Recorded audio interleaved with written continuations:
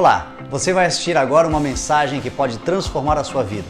Quero lhe convidar a abrir o teu coração e acolher a poderosa Palavra de Deus. E também te convidar para estar conosco em um dos nossos cultos no CI, aqui em Itajaí. Que Deus te abençoe.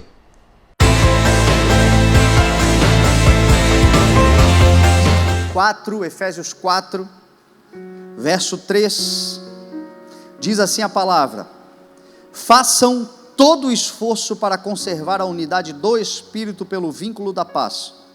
Há um só corpo e um só Espírito, assim como a esperança para a qual vocês foram chamados é uma só.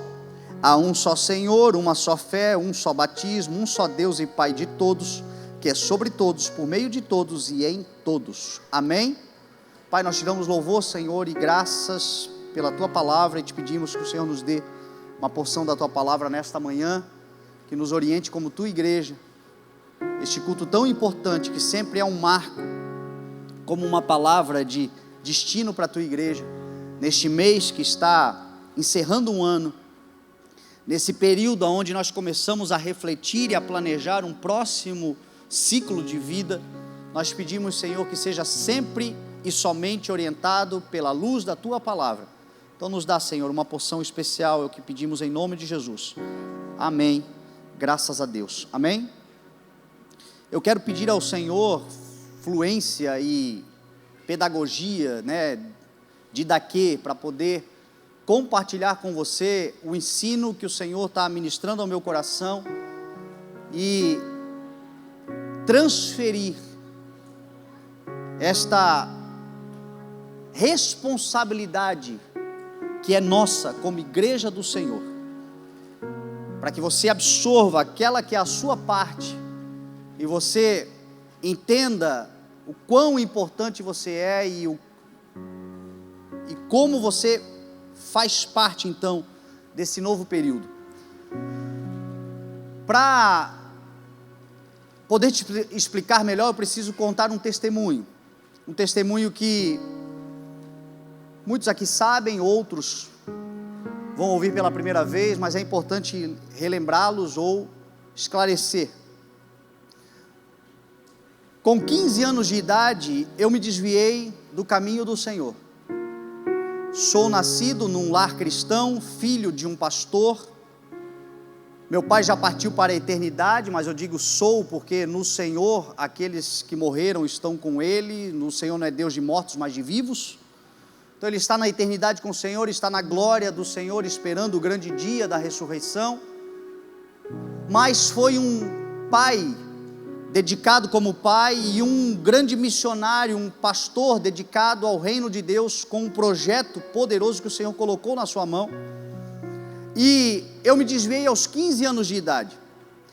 E desde que eu me desviei, o meu pai, e juntamente com a igreja então, e alguns familiares meus também, avós, mãe, algumas tias, tios, e irmãos piedosos que muitos nem me conheciam, mas sempre que o meu pai orava, o meu pai costumava fazer orações pelas famílias, pela igreja, e ele estava passando então por essa adversidade, um filho fora do caminho, mas o meu pai sempre orava dizendo: Senhor, eu não gerei os meus filhos para se perderem, eu não gerei os meus filhos para irem para o inferno.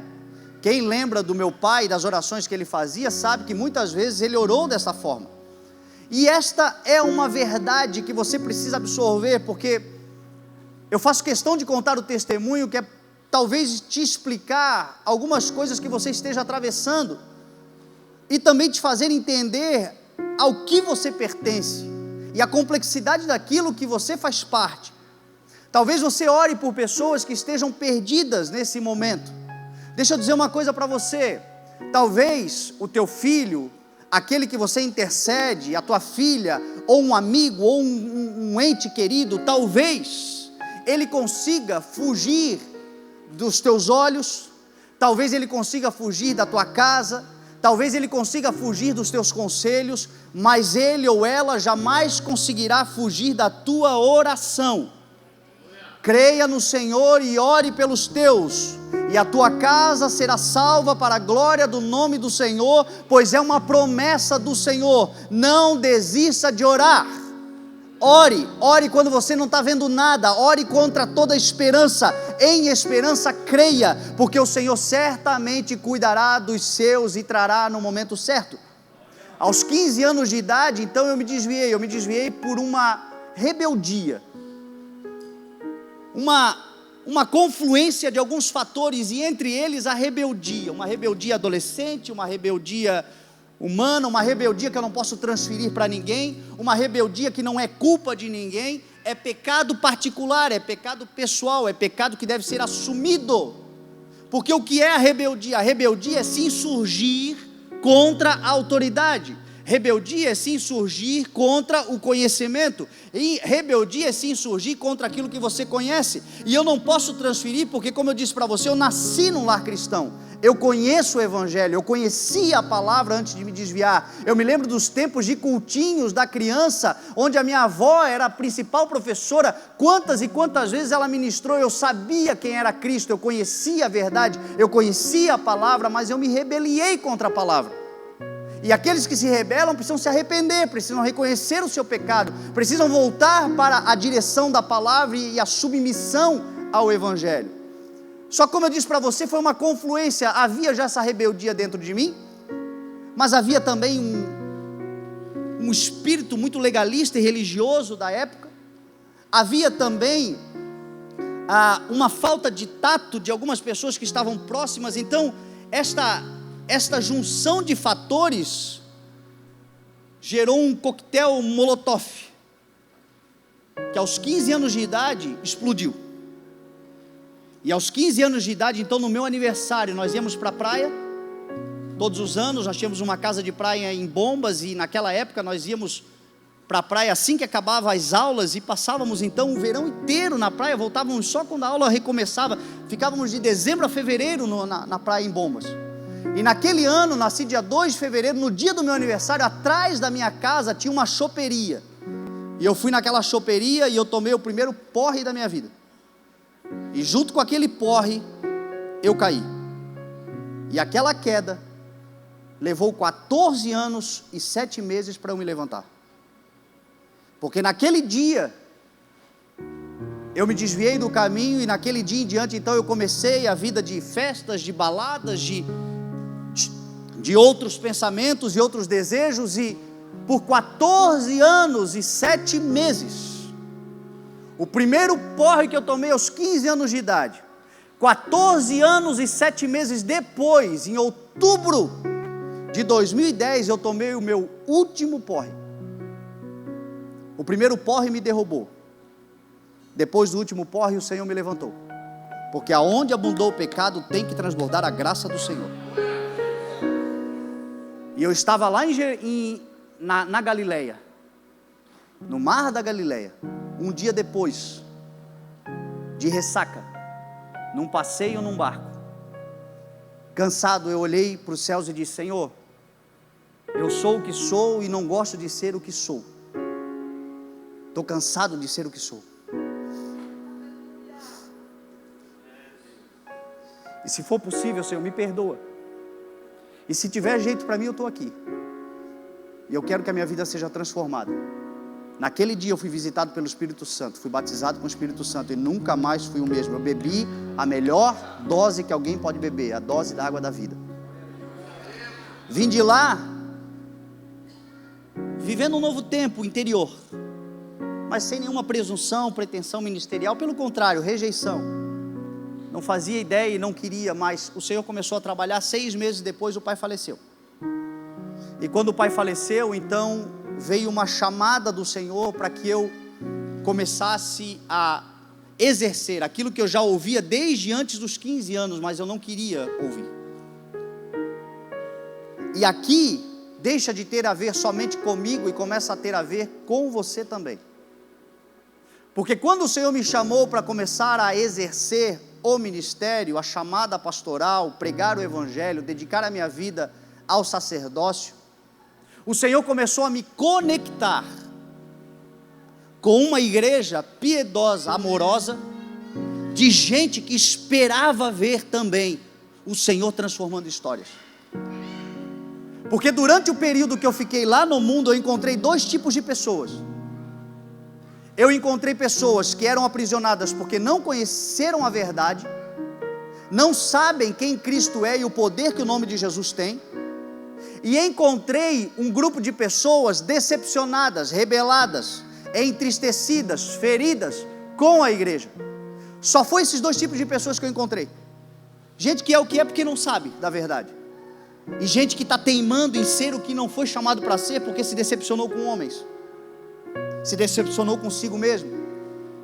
E desde que o Senhor me chamou, então nasceu em mim uma chama e um inconformismo com gente se perdendo, uma veia evangelística de anunciar o evangelho, que é o poder de Deus para a salvação de todo aquele que crê, a mensagem redentora, transformadora, que muda realidades. Quando o Senhor me chamou, o Senhor disse assim: Fernando, você vai voltar lá, e você vai pregar o evangelho a essas pessoas que você conheceu, porque eu estou te restaurando, não apenas porque você é especial, mas porque a partir de você, eu quero restaurar toda a humanidade que você tiver encontro, aqueles que fizerem parte da sua vida. Ontem, se cumpriu uma promessa do Senhor. Ontem, eu tive a oportunidade de fazer um casamento de um amigo meu, que fazia parte da minha turma de balada de Balneário Camboriú. Revi os amigos que eu não via há mais de 10 anos, todos estavam lá. E o Senhor derramou uma graça no casamento, que no final eu vi os meus amigos, que nós bebíamos juntos, aprontávamos juntos, com lágrimas nos olhos, reconhecendo que o Senhor é Deus. Só que por que eu digo que tem a ver com você? Porque o Senhor começou a me conectar com pessoas que desejavam a mesma coisa. O Senhor começou a me conectar com um remanescente dentro da igreja que já estava antes de mim. Pessoas que carregam o mesmo desejo de ver salvação, de ver transformação, de ver mudança, que sabem que o evangelho pode mudar. E então nós começamos a pregar, começamos a anunciar primeiramente na rádio. Por 2 anos foi só na rádio, pregando na rádio, falando na rádio, e aí eu comecei a ver essa massa se juntando, pessoas que intercediam, pessoas que oravam, pessoas que diziam, mas não é aquele que estava perdido, mas agora o Senhor o encontrou, Deus está usando ele, e eles começaram a orar, a apoiar, e eu comecei a ver testemunhos de gente que começou a ser salva, porque encontrou em Cristo a libertação, em Cristo a transformação. Comecei a ouvir testemunhos de gente que estava entristecida, querendo sair da igreja, desanimada, e começaram então a se reacender, porque Deus não apaga o pavio que fumega. E eu tenho certeza que aqui dentro tem esses 3 tipos de pessoas. Tem o povo que já estava muito antes, que desde o início ora, intercede, que está vendo o Senhor cumprindo e fazem parte desse projeto maravilhoso. Tem aqueles que aqui estão porque conheceram o nome de Jesus através da ministração, do evangelho, da proclamação que esta igreja está fazendo. E tem aqueles também que chegaram feridos em muitos outros lugares, e o Senhor restaurou, o Senhor limpou, o Senhor sarou as feridas, e estão prontos para viver coisas extraordinárias, maiores do que um dia já viveram. Esta é a marca da igreja, esta é a característica do CI. Estes somos nós aqui dentro. Agora, nem tudo foi uma maravilha, nem tudo foi um mar de rosas, porque quando o Senhor chamou para fazer o trabalho, aconteceu também o que acontece na vida de todos aqueles que são chamados para o reino de Deus. A gente ganha adversários e inimigos gratuitamente. Não se trata de algo que a gente faz pessoalmente contra alguém, mas só pelo fato de nós carregarmos o que carregamos, pessoas se opõem. E comigo, quem foram os opositores? Parte do poder religioso, parte do poder político que se mistura com a religião, e parte do poder familiar, de alguns familiares. Talvez você entenda o que eu estou te falando. Você se posicionou em Cristo, você se posicionou no reino, e parte do poder religioso se opôs, parte do poder político se opôs, porque quando eu me levantei, parte daqueles que estavam dentro da igreja disseram: não, como assim? Não merece, não pode, não tem dignidade, não deve. E se juntaram então com parte do poder político, E dentro daquilo que eu tinha direitos pela herança que o meu pai tinha, através da força judiciária, muitas coisas foram tiradas. Capacidade material, herança. Mas deixa eu dizer uma coisa para você: o diabo pode tocar naquilo que é material, mas legado o diabo não rouba de você. Você carrega um legado, o nome de Jesus na sua vida.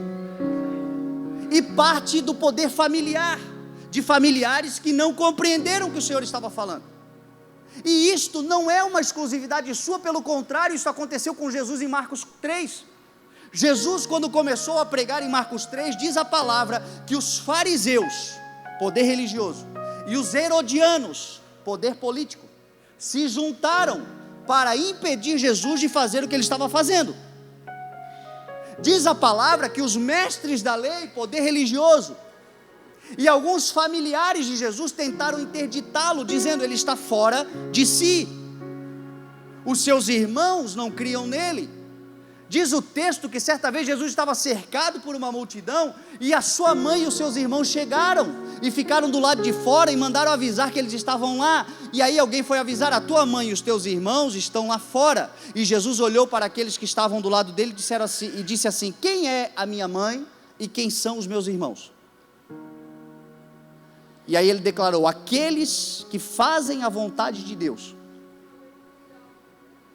estes são meus irmãos, minhas irmãs e minha mãe. Tem coisa que pelo propósito de Deus você vai ter que tomar uma posição e uma decisão, e ainda que as pessoas não entendam, você precisa continuar, porque aquele que te chamou é fiel, e aquele que te chamou prova sim o teu coração. E eu costumo dizer sempre que se você conseguir vencer a oposição, não estou dizendo para você guerrear contra, eu estou dizendo para você ficar firme.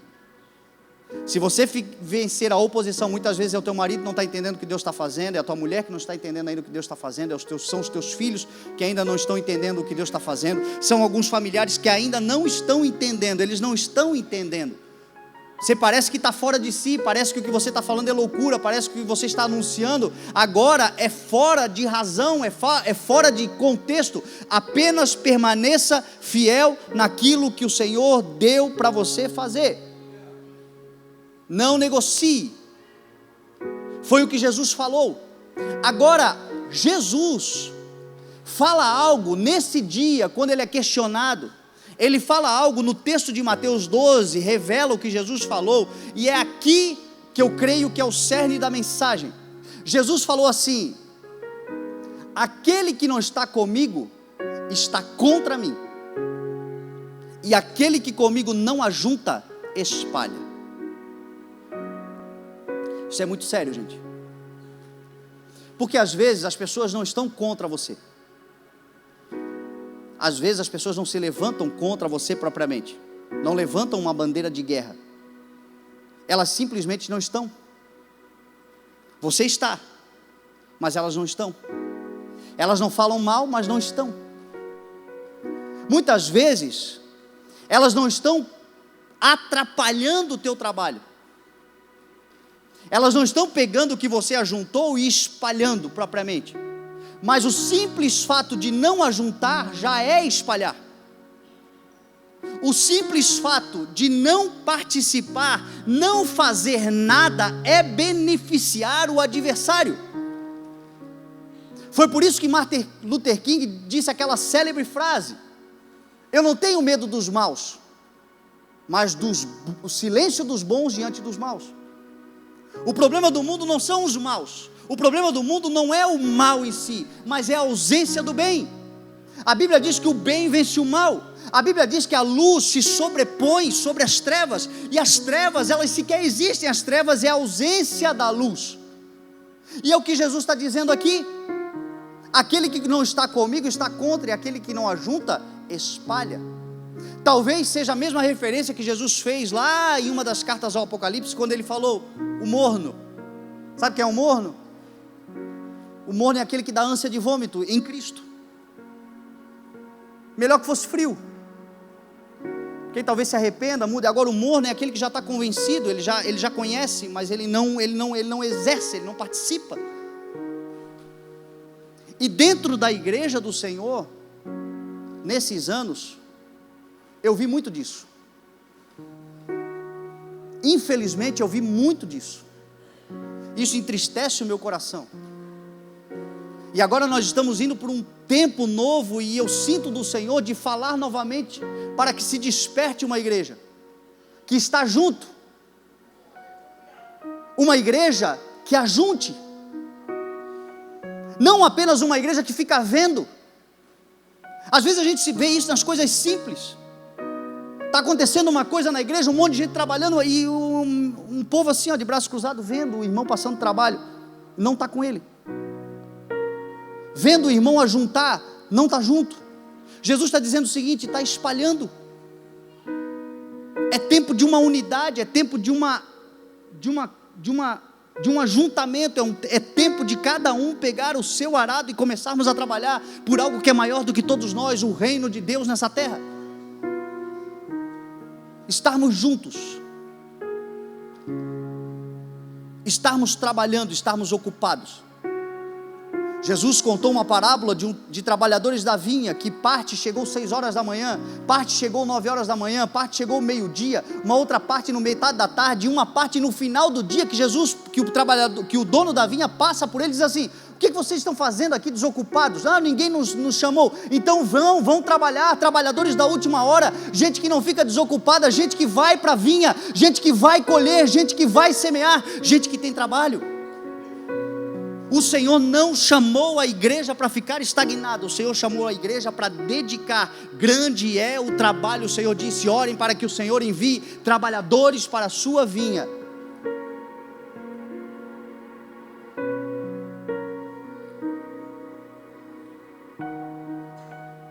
Nós nunca enganamos ninguém, nós nunca fomos desonestos com ninguém. Nós temos uma declaração de visão que mostra claramente para onde estamos indo, aonde vamos chegar.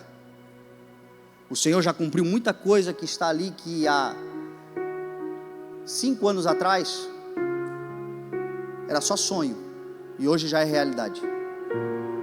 E tem muita coisa que ainda acontecerá.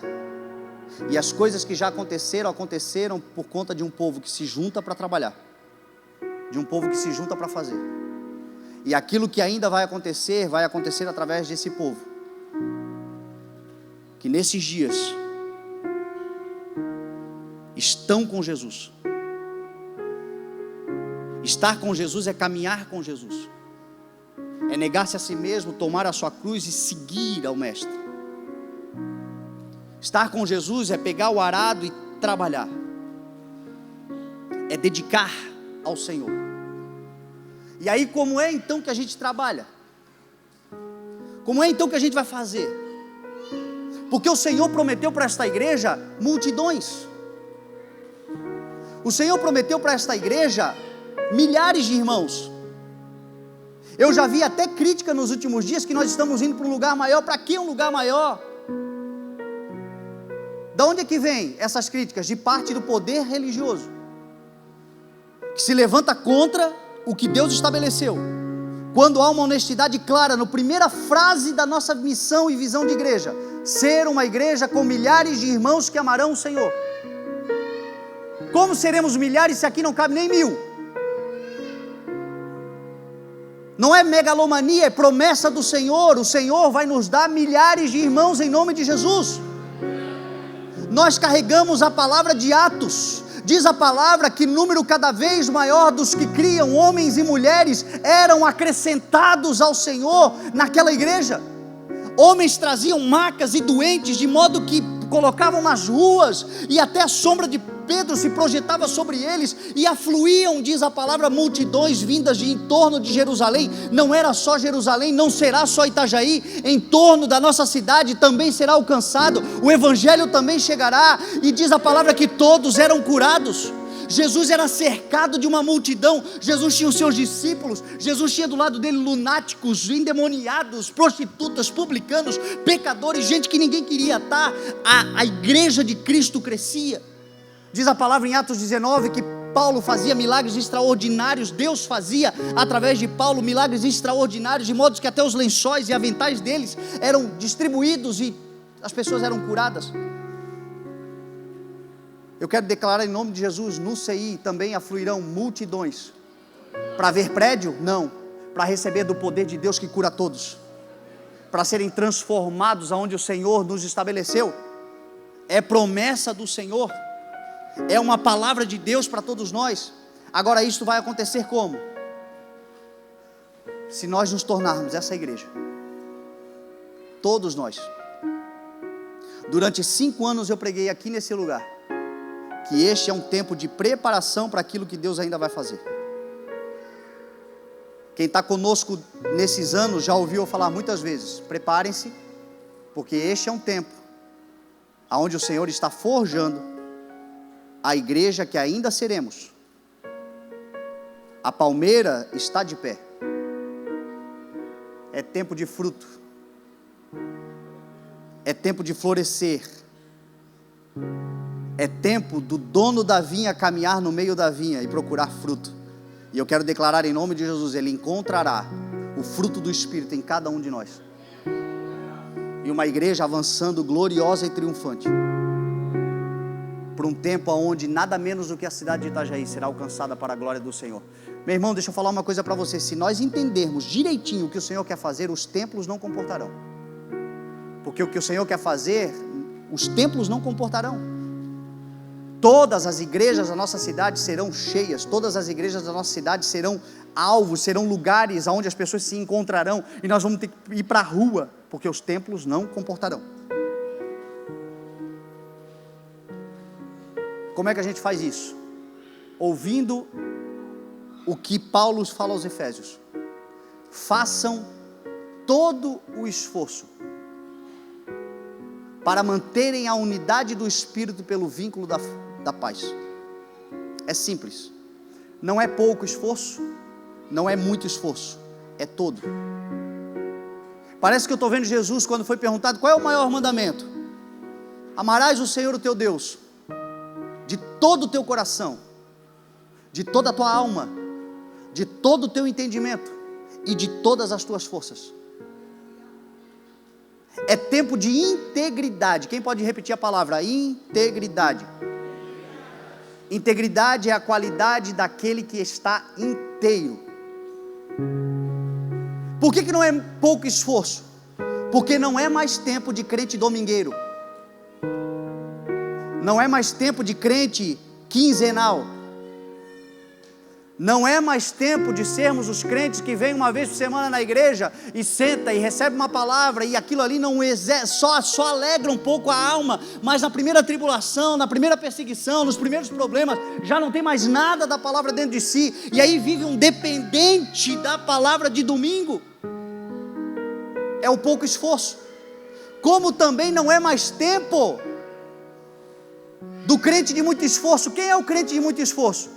É o crente templário, é o guardião do templo, é o crente que está de segunda a segunda dentro da igreja, está em todas as atividades da igreja.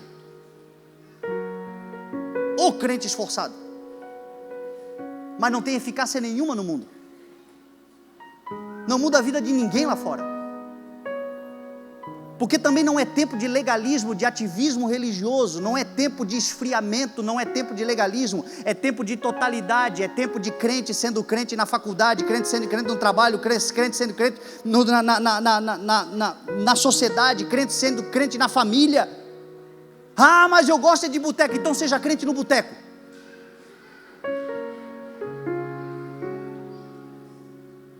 Se Jesus estivesse vivo hoje, ele entraria num boteco. Só que ele transformaria o boteco num culto. E tem gente que está transformando o culto num boteco. Jesus entraria e faria diferença. Jesus andou com publicanos, com pecadores, com prostitutas. Jesus foi à casa de quem ninguém queria ir. Jesus foi à casa de Mateus, um botequeiro.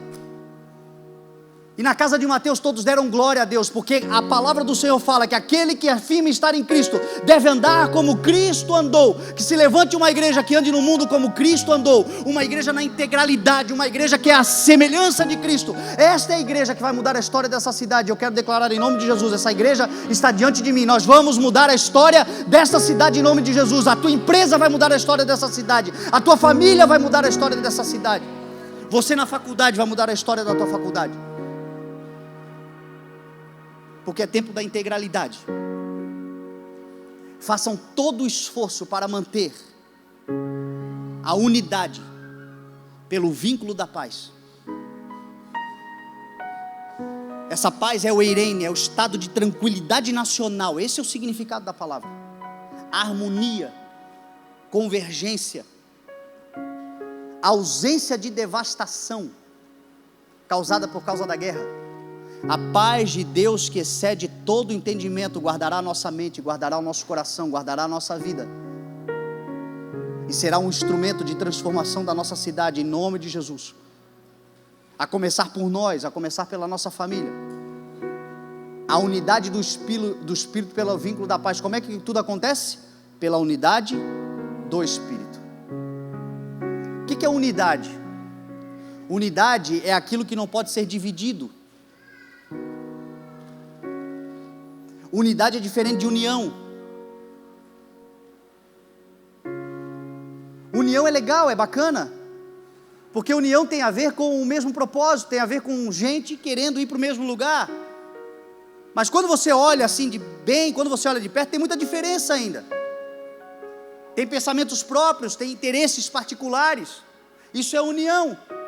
Não é de todo mal, é melhor serem dois, é melhor estarem unidos do que andar sozinho. União é bom, mas o que o Senhor propõe é mais do que união. O que o Senhor propõe é unidade, é olhar e ver um único povo, uma única mente, um único coração, um único propósito, uma única visão, uma única missão.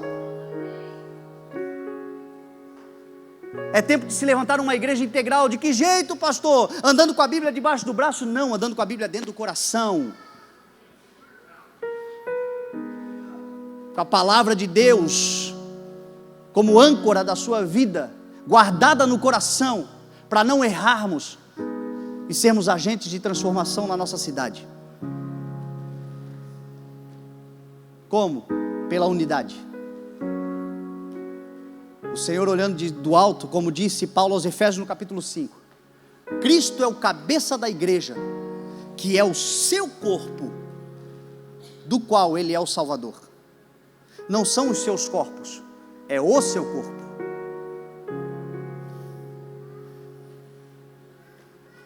Uma igreja que é uno, uma igreja que tem uma visão, uma igreja que tem uma missão, uma igreja que não negocia os seus valores. Há um só Espírito, como disse a palavra, uma só esperança pela qual vocês foram salvos, uma só fé, um só batismo, um só Senhor, Cristo, um só Pai de todos, sobre todos, por meio de todos e em todos. E esta é a proposta do Senhor. E esse é o desafio que eu faço para você nessa manhã. Que nós nos tornemos um, pela unidade do Espírito, através do vínculo da paz. Quem aqui crê na oração de Jesus Cristo? Jesus fez uma oração por nós em João capítulo 17. Jesus disse assim: Pai, dê-lhes a tua glória, para que eles sejam um, como nós somos um, eu neles e tu em mim, que eles sejam levados à plena unidade, para que o mundo saiba que tu me enviaste e os amastes, como igualmente me amaste. Sabe como é que o mundo saberá que Jesus veio para a salvação? Olhando para a igreja e vendo a plena unidade da igreja. É por isso que o diabo tenta nos dividir tanto. É por isso que muitas vezes, tanta fofoquinha, tanta coisinha, e ontem a gente conversava, eu e o pastor Eli, a gente falava sobre isso. Crente, quando começa a incomodar demais, é porque ele está perdido do propósito dele, é porque ele se desviou do que ele foi chamado. Porque quando a gente está ocupado, a gente não tem tempo para cuidar da vida de ninguém. A gente tem tempo para cuidar da nossa vida, do reino de Deus, e dedicar a nossa vida em transformação de outros. E quando o mundo olhar para nós e ver a unidade, o que vai atrair o mundo para aquele novo lugar onde nós vamos, não é a fachada do templo, é a unidade. o mundo saberá que Jesus Cristo é o Senhor desta terra. Saberá que Ele foi enviado por Deus para transformar a história de todo aquele que nele crê. E todos saberão que nós somos amados por Deus, como Jesus foi amado. E o amor que recebemos de Deus é o amor que está disponível. Eu louvo a Deus, porque quando eu vim, quando eu fui encontrado, quando eu fui achado, tinha um povo remanescente, que se mantinha unido, e que disse: seja bem-vindo, Fernando, que me acolheu, que me recebeu. Quando os religiosos se ligaram, quando o poder político se ligou ao religioso, quando os opositores se acordaram para tentar alguma coisa, eu já estava inserido no corpo de Cristo, porque já tinha uma igreja que tinha me acolhido, me preservado, me guardado, e eu já sabia que eu pertencia a algo muito maior, e que ali os anjos do Senhor me guardavam. Então que a oração do Senhor hoje seja uma realidade sobre nós. Eu quero te convidar a ficar de pé e nós vamos orar agora pela unidade. A unidade primeiro, na tua casa, talvez tenham aqui casais divididos. O homem puxando para um lado, a mulher puxando para o outro. Que nós sejamos levados à plena unidade do Espírito pelo vínculo da paz. Pais e filhos que se dividiram. O poder da igreja não começa no templo, o poder da igreja começa na casa. A nossa casa será unida primeiramente. Depois, a nossa unidade se manifestará na nossa congregação como igreja do Senhor. E depois disso, a oração do Senhor se tornará uma realidade. Dê-lhes a tua glória, para que eles sejam um, como Cristo e o Pai são um. Ele em nós, como Ele está no Pai também, como o Pai está nele. Que nós sejamos levados à plena unidade, para que o mundo saiba que Jesus veio, e que nós fomos amados pelo Senhor. Esta é a missão da igreja. Você crê em nome de Jesus? Então, nos últimos dias, nos próximos tempos, nós seremos reconhecidos como uma igreja homogênea, uma igreja que é um. Vocês são unidos, né? Não, nós somos um, é mais do que unidos. Nós somos um povo, nós somos o sacerdócio real, a nação santa, o povo exclusivo de Deus, chamados para fazer a diferença na nossa cidade, em nome de Jesus. As pessoas podem fugir de muita coisa, mas não vão fugir da oração poderosa de uma igreja que está em Cristo Jesus, o seu cabeça. Não brinca com o tempo da visitação. Escuta o que eu estou te dizendo. Nós estamos vivendo um tempo transitório, poderoso, e você e eu estamos tendo a oportunidade de participar. Não senta agora, não fica olhando agora. Jesus disse: aquele que não está comigo está contra, aquele que não ajunta espalha. Não fica parado agora. Diz: Senhor, eis-me aqui. Senhor, não sei nem o que fazer, mas eu estou aqui para fazer, eu estou aqui para fazer, eu estou aqui, eu estou aqui, eu estou aqui, eu estou aqui. Não vai levar muito tempo, você vai ver os frutos da justiça se manifestando. Eu creio no que o Senhor vai fazer absolutamente, e eu creio a partir de uma igreja que é um povo, um povo.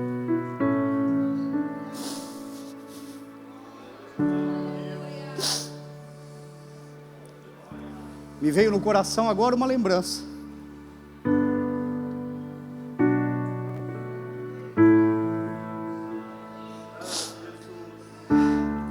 Eu nunca falei isso, mas muita gente brinca com isso, porque meu pai falava. E eu nunca falei, porque eu nunca entendi como uma brincadeira, eu sempre entendi como algo profético. E eu vou falar hoje pela primeira vez a frase que meu pai falava. Meu pai dizia assim: igreja, estão comigo? Estão comigo, igreja? Ele dizia. Porque ele estava com Jesus, ele estava plenamente convicto, como eu também estou. Meu pai dizia: eu vou esperar vocês embaixo da árvore da vida. E eu sei que um dia, depois de eu ver o meu Senhor Jesus, eu vou ver meu pai também e vou dizer: pai, obrigado pelas tuas orações. Tu foste, mas nós ficamos contigo lá, crendo no legado, no chamado. Todos em Cristo. Em Juízes 7, diz a palavra que Gideão destruiu milhares, incontáveis midianitas. O poder do diabo. Porque ele se levantou com apenas 300 homens. Um número muito inferior.